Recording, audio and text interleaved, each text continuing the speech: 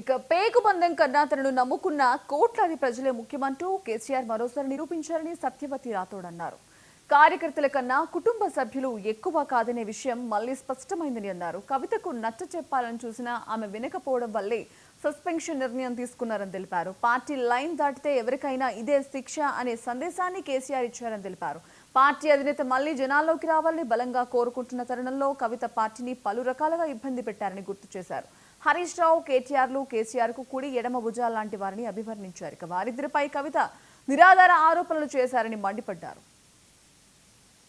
పార్టీని కేసీఆర్ గారిని, లేకపోతే హరీష్ రావు గారిని, సంతోష్ రావు గారిని, కేటీఆర్ గారిని, లేకపోతే పార్టీని మరి పార్టీ ఉంటే ఎంత పోతే ఎంత అని మాట్లాడితే మరి పార్టీ ఇన్ని లక్షల మంది అభిమానించే పార్టీ, ఇన్ని కోట్ల మంది ఆదరించి నిలబెట్టిన పార్టీ, అటువంటి పార్టీ ఉంటే ఎంత పోతే ఎంత అని మాట్లాడితే అసలు నువ్వు ఉంటే ఎంత లేకపోతే ఎంత అనే పరిస్థితి ఈరోజు ప్రజలు ఆలోచించే, కార్యకర్తలు ఆలోచించే పరిస్థితి వచ్చింది అని అంటే దీనికి తను మాత్రమే బాధ్యురాలని చెప్పి తెలియజేసుకుంటూ, ఇంత గొప్ప నిర్ణయం కన్న బిడ్డ అయినా తన గుండెల మీద ఆడుకొని మరి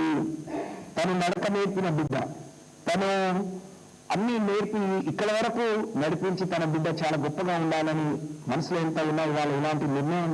తీసుకోవటం అంటే పార్టీ నుండి కార్యకర్తల అంటే ఏది ఎక్కువ కాదు, బిడ్డ కాదు, కుటుంబం కాదు, నా పేరు బంధం కంటే నా పార్టీ బంధం, నా పార్టీతో నాతో కలిసి అడుగులు వేసిన కార్యకర్తలే ముఖ్యం, ప్రజలే ముఖ్యమని కేసీఆర్ గారు ఏదైతే నిర్ణయం తీసుకున్నారో దాన్ని మేము మనస్ఫూర్తిగా స్వాగతిస్తూ మరి వారిని ఆ నిర్ణయాన్ని నిజంగా చాలా ఇది హర్షించేదగ్గ విషయంగా మరి తెలియజేసుకుంటూ, ఇలాంటి గొప్ప నిర్ణయం తీసుకున్న నాయకుడు ఇవాళ పార్టీని కేసీఆర్ గారిని,